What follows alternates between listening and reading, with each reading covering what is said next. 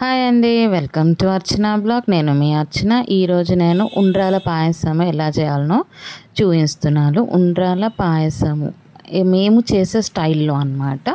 First గోధుమ పిండితోని చిన్న చిన్న రౌండ్స్ చేసుకోవాలి, పొడవులా చేసుకోవాలి.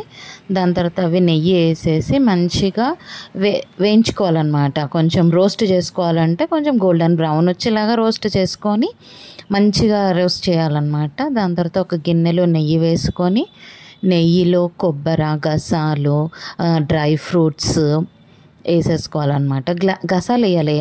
ఈ రెసిపీలో గసాలు చాలా ఇంపార్టెంట్. మంచి ఫ్లేవర్ ఇస్తుంది, మంచి టెక్స్చర్ ఉంటుంది అన్నమాట. సో అవి కూడా బ్రౌన్ అయిపోయిన తర్వాత పాలు పోసేసి తగినన్ని పాలు పోయాలి. తర్వాత షుగర్ వేసుకోవాలి.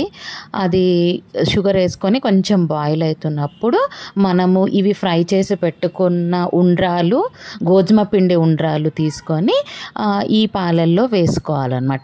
బాయిల్ తర్వాత అది బాయిలింగ్ అవుతుంటుంది. అది బాయిలింగ్ అయిన తర్వాత కొంచెము గట్టిగా అవుతుంది అన్నమాట. ఇంకా ఉడికిన తర్వాత మన పాయసం రెడీ.